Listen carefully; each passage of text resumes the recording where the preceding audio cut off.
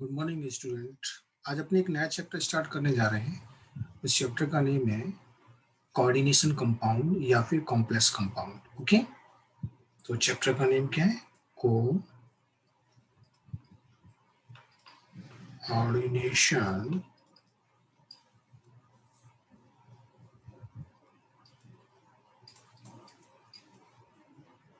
Compound और complex compound.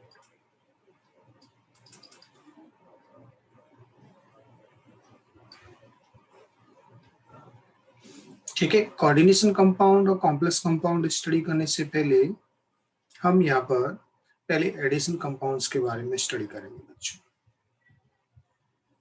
Addition compound क्या होता है?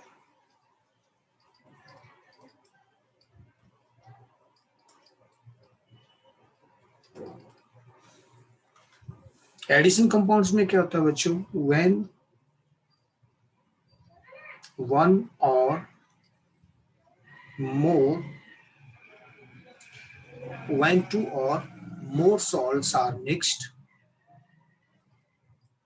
when two or more salts are mixed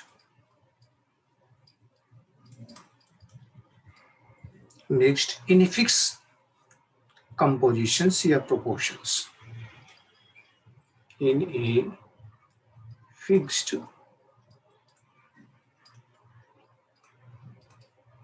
proportion and allowed it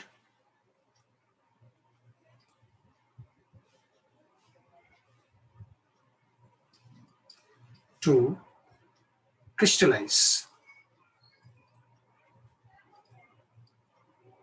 the new type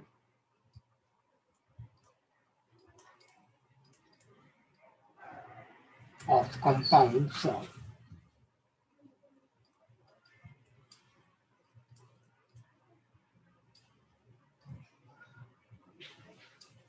formed is known as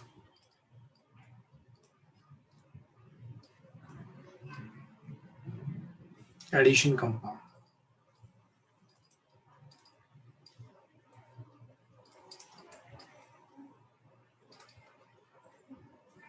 okay, addition compounds को further आपके classify किया है।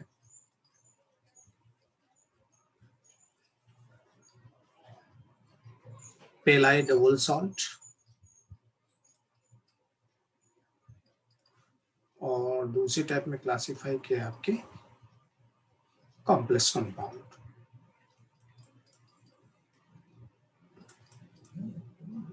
तो complex compound बच्चों एडिशन कंपाउंड के अंदर आता है। तो पहले हम यहाँ पर स्टडी करते हैं डबल सॉल्ट क्या होता है।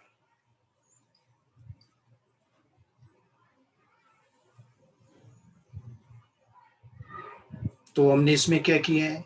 डबल सॉल्ट में वही करेंगे, when two or more than two salts are mixed in a fixed proportions। तो इससे जो न्यू कंपाउंड्स बनेगा वो न्यू कंपाउंड्स अगर आपके सॉल्युबल है क्रिस्टलाइन फॉर्म में, ठीक है ना, और 100% आयनाइज हो जाता है तो उसको हम डबल सॉल्ट बोलते हैं। ठीक है, तो these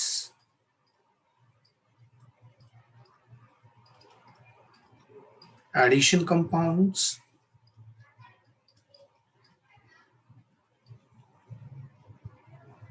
which are soluble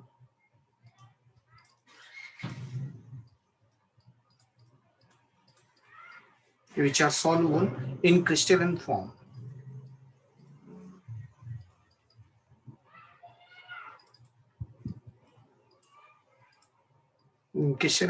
and get 100% is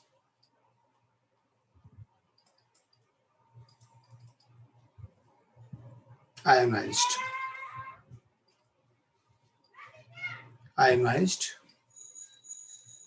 in aqueous media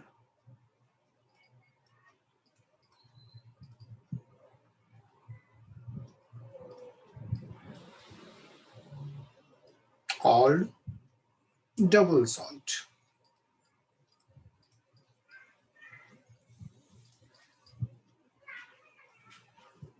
example ले सकते हैं इसमें, जैसे देखो ये KCl सॉल्ट है और यहाँ मैंने मैग्नीशियम क्लोराइड सॉल्ट को इसके साथ मिक्स किया और वाटर के साथ में 6H2O, और आपको यहाँ पर मिलता है KCl MgCl2, KCl MgCl2 6H2, इसको बोलते हैं कार्नेलाइट, कार्नेलाइट, कार्नेलाइट। ठीक है, तो ये कार्नेलाइट हो गया आपकी। नेक्स्ट एग्जांपल और ले सकते हैं, जैसे आपके K2SO4 है प्लस Al2SO4 का whole thrice plus 24H2,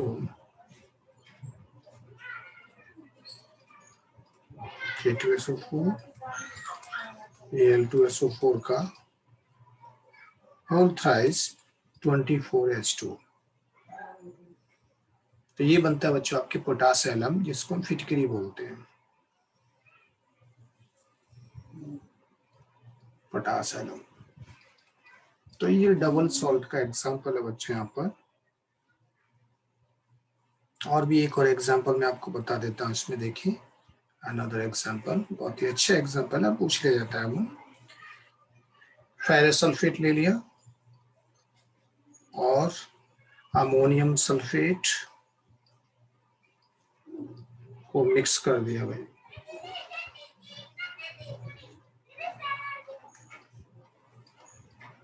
ammonium sulphate को मिक्स कर दिया वाटर के मॉलिक्यूल के साथ में,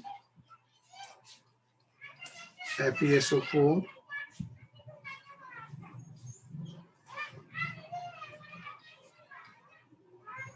NH4 का होल ट्वाइस SO4 6H2। ठीक है, इसको मोहर सॉल्ट बोलते हैं। क्या बोलते हैं, इसका नेम क्या है बच्चों, मोहर, मोहर सॉल्ट। तो पूछ लेते हैं वो मोहर सॉल्ट का केमिकल फॉर्मूला क्या है, तो डायरेक्टली पूछ लेते, तो आपको थोड़ा याद रहना चाहिए, फिटकरी, कार्नेलाइट, मोहर सॉल्ट। ठीक है, अब देखिए हम चलते हैं अब कॉम्प्लेक्स कंपाउंड या कोऑर्डिनेशन कंपाउंड। तो इसमें क्या होगा बच्चों, आपके those addition compound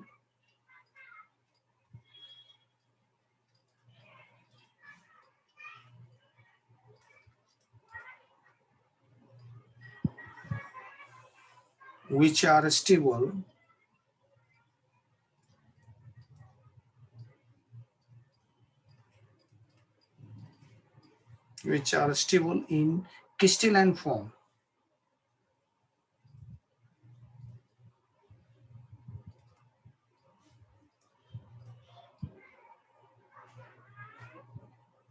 as well as in aqueous form.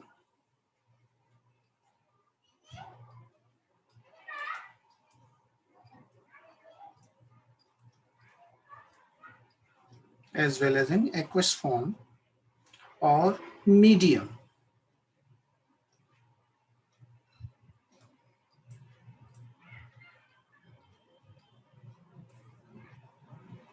And do not get 100% ionized.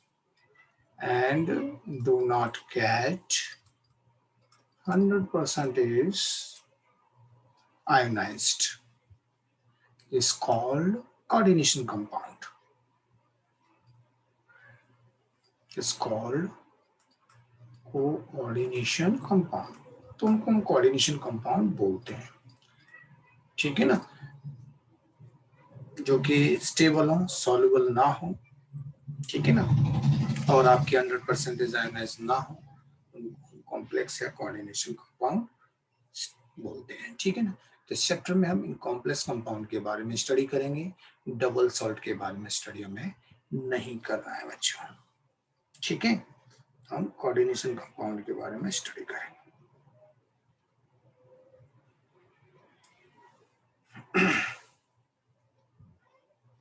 तो यहाँ पर एक एग्जांपल ले लेते हैं हम कोऑर्डिनेशन कंपाउंड का।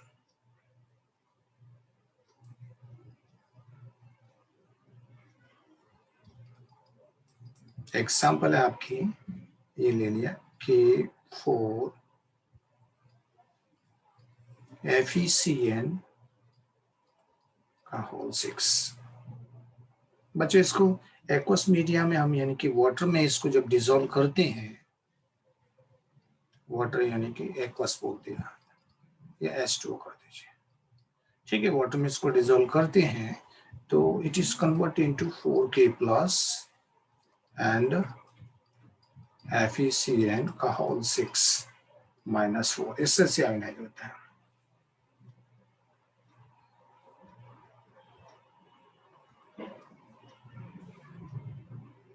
ठीक है, तो जब ये वाटर में डिसॉल्व हो जाता है तो वाटर में डिसॉल्व होने के बाद ये क्या है, पोटेशियम आयंस की जो प्रॉपर्टीज है उसको शो करता है यहाँ पर, ठीक है ना। लेकिन इसके अंदर प्रेजेंट जो Fe+2 आयंस है उसकी प्रॉपर्टीज को ये शो नहीं करता है ये, ठीक है ना। ओके, एक्चुअली ये पोटेशियम आयंस की जो प्रॉपर्टीज है आपकी, पोटेशियम आयन की प्रॉपर्टीज को शो करेगा ये, बट इसके अंदर जो प्रेजेंट जो Fe+2 आयंस है, ठीक है ना, Fe+2 आयंस की प्रॉपर्टीज को ये शो नहीं करता। इसका रीजन क्या है? इसका रीजन ये है कि these are present in form of complex ion, ठीक है ना। आयरन जो है Fe+2 आयंस है वो किसके फॉर्म में अवेलेबल है? Fe+2 ions is present in complex ion, ठीक है ना। कॉम्प्लेक्स आयन कैसे, मतलब यानी कि इस तरह से FeCN का होल 6 -4, इस तरह से ये प्रेजेंट होता है, ठीक है ना, इस तरह से प्रेजेंट होता है, जिसकी वजह से इसमें प्रेजेंट जो Fe+2 आयन से आयरन है उसकी प्रॉपर्टीज शो नहीं हो पाती है बच्चों, ठीक है। तो कहने का मतलब क्या है, जो आयोनाइज होगा वही अपनी प्रॉपर्टी शो करेगा। तो इसमें बच्चों आपके दो स्पीयर होते हैं कॉम्प्लेक्स कंपाउंड में, एक होता है आयोनाइजेशन स्पीयर और दूसरा होता है आपके कोऑर्डिनेशन स्पीयर, ठीक है। एक होता है आयोनाइजेशन स्पीयर, दूसरा क्या होता है, कोऑर्डिनेशन स्पीयर बच्चों।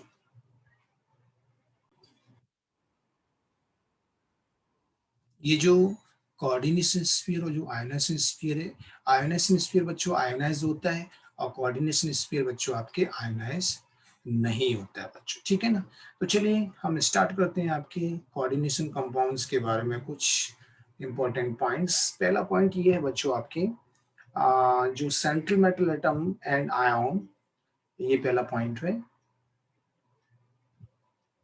तो it is the metal atom or ion which have same or nearly same energy vacant orbital to accept lone pair donate by ligands, ठीक है ना।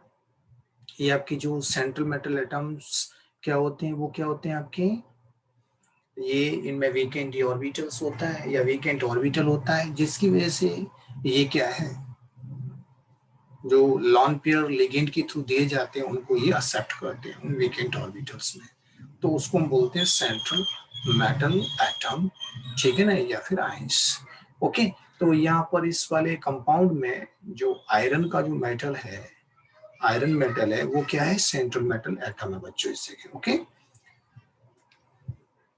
सेंट्रल मेटल एटम क्या होता है बच्चों आपकी, लेविस एसिड की तरह बिहेव करता है। क्यों? क्योंकि यहाँ पर ये क्या कर रहा है, लिगेंड से लॉन पेयर को एक्सेप्ट कर रहा है। लॉन पेयर को एक्सेप्ट करेगा तो ये ऐसी किसकी तरह बिहेव करेगा, आपके लेविस एसिड की तरह, ठीक है। फॉर्मूला आपके मैं डायरेक्टली इसका कंबाइंड फॉर्म में लिख देता हूँ, क्या था, K4FeCN6 ये था। तो यहाँ पर जो ये सेंट्रल मेटल एटम है ये क्या है, लेविस एसिड की तरह वर्क करेगा। अब यहाँ पर लॉन पेयर डोनर कौन है, लिगेंड है। ये जो सेंट्रल मेटल एटम से जो अटैच डायरेक्टली जो ग्रुप या ग्रुप ऑफ एटम होता है, एटम या ग्रुप ऑफ एटम होता है, उसको हम लिगेंड बोलते हैं। ये लॉन पेयर डोनेट करता है, इसलिए इनको लेविस बेस बोला जाता है बच्चों, ठीक है। इस स्क्वायर ब्रैकेट के बाहर वाला जो पोर्शन है, ये स्क्वायर ब्रैकेट है बच्चों, इसके बाहर वाला जो पोर्शन है वो होता है आयोनाइजेशन स्फीयर होता है बच्चों, और स्क्वायर ब्रैकेट के अंदर वाला ये जो पोर्शन है वो आपके क्या बच्चों, यहाँ पर ये है कोऑर्डिनेशन स्फीयर।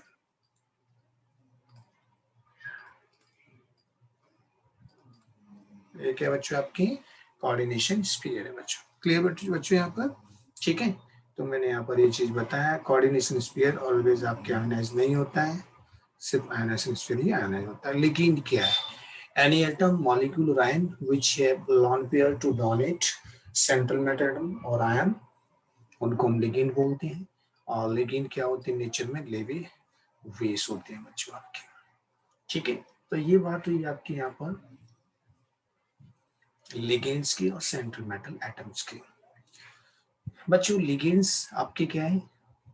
कई टाइप्स के होते हैं, तो यहाँ पर लिगेंड को क्लासिफाई किया गया है टाइप्स ऑफ लिगेंड के अकॉर्डिंग, ठीक है। तो पहला है मोनोडेंटेड लिगेंड। मोनोडेंटेड लिगेंड्स आपके विच है वन डोनर एटम, यानी कि ऐसे लिगेंड्स जो सिर्फ एक ही डोनर एटम रखते हों उनको हम बोलते हैं, या एक ही लॉन्ग पेयर डोनेट करते हों उनको हम बोलते हैं आपके मोनोडेंटेड लिगेंड। तो विच है one donor atom is called monodentate ligand. Example देख लेते हैं बच्चों आपके, यहाँ पर देखो मोनोडेंटेड लिगेंड्स के एग्जांपल शो कर रखे हैं, लिगेंड्स हैं ये और उनके नेम और उन लिगेंड्स पर प्रेजेंट चार्ज। तो देखिए H2O लिगेंड्स है, H2O में प्रेजेंट जो ऑक्सीजन है वो ऑक्सीजन एक लॉन पेयर डोनेट करता है आपकी, ठीक है। इसलिए H2O मोनोडेंटेड लिगेंड्स की कैटेगरी में आता है। इस H2O को इसमें बोला क्या जाता है? एक्वा, एक्वा बोला जाता है। और इस H2 देखिए पूरा न्यूट्रल है, तो चार्ज क्या होगा बच्चों इसमें? जीरो चार्ज होगा। सिमिलरली आपकी, तो ये किस कैटेगरी में आ गया? आपकी न्यूट्रल मोनोडेंटेड लिगेंड की कैटेगरी में H2 आ गया। सिमिलरली NH3, NH3 में प्रेजेंट नाइट्रोजन है, वो एक लॉन पे डोनेट करता है, तो ये भी मोनोडेंटेड न्यूट्रल लिगेंड है। इसको अमाइन बोला जाता है, इस पे चार्ज क्या है? जीरो है। Cn-, यहाँ पर देखो नेगेटिव चार्ज है, और इसमें प्रेजेंट जो नाइट्रोजन एटम है वही लॉन पे डोनेट करता है, इसलिए इसको हम बोलते हैं नेगेटिवली चार्ज्ड मोनोडेंटेड लिगेंड। और नेगेटिवली चार्ज मोनोडेंटेड लिगेंड्स में बच्चों सफिक्स के फॉर्म में ओ ऐड किया जाता है। देखो साइनो या फिर साइनिडो, CYANI, सायानिडो, ठीक है। इससे से हम इसको ऐसे भी लिख सकते हैं। चार्ज कितना है इसमें? -1 है। अब हेलोजन है, देखो हेलोजन एटम है, ये भी नेगेटिव मोनोडेंटेड लिगेंड का एग्जांपल है बच्चों, ये मोनोडेंटेड लिगेंड का एग्जांपल है ये। तो इसमें हेलोजन में फ्लोराइड, क्लोराइड, ब्रोमाइड, आयोडाइड ये सब आएंगे, ठीक है ना। तो इसमें इसको बोला जाता है हेलाइटो या हेलो। तो इसको क्या बोला जाएगा? फ्लोरो या फिर फ्लोरिडो, क्लोरो या क्लोरिडो, ब्रोमो या फिर ब्रोमिडो, आइडोडो या फिर आइडो, इससे इसको बोला जाता है। और इस पर चार्ज कितना आता है बच्चों? चार्ज है इसके ऊपर माइनस। ओके, तो ये मैंने यहाँ पर आपके बहुत सारे यहाँ पर मोनोडेंटेड लिगेंड शो कर रखे हैं बच्चों, ये आपको थोड़ा लर्न करने पड़ेंगे। और इनकी नेम क्या है, इनको बोला किस तरह से जाता है, वो आपको ध्यान रखना है, ठीक है ना। तो नेगेटिव अगर लिगेंड है, ठीक है ना, नेगेटिव लिगेंड है तो उसमें बच्चों आपके सफिक्स के फॉर्म में ओ या फिर इडो ऐड हो जाता है पीछे, ठीक है ना। ओके, तो ये चीज ध्यान रखनी है आपको। न्यूट्रल के केस में आपके जो है वैसा ही नेम कॉल किया जाता है। अगर पॉजिटिवली चार्ज अगर कोई लिगेंड आता है बच्चों, तो उसमें सफिक्स के फॉर्म में ईएम जोड़ दिया जाता है, ठीक है ना। क्या जोड़ दिया जाता है? ईएम जोड़ दिया जाता है, ठीक है। जैसे NH4+ आ जाए, मान लो NH4+, तो नाइट अमोनियम बोला जाएगा इसको, ठीक है ना। अगर मान लो NO+ आ जाता है तो नाइट्रोसोनियम बोला जाएगा, नाइट्रोसोनियम। तो पॉजिटिव लिगेंड्स हो गए। तो मैंने यहाँ पर बहुत सारे लिगेंड देख रखे हैं आपकी, तो ये आपको बच्चों लर्न करने पड़ेंगे, ठीक है ना। तो नेक्स्ट लेक्चर में मैं आपको बाइडेंटेट, ठीक है, ट्राइडेंटेट, पॉलीडेंटेट लिगेंड्स के बारे में बताऊंगा। मिलते हैं बच्चों, थैंक यू वेरी मच।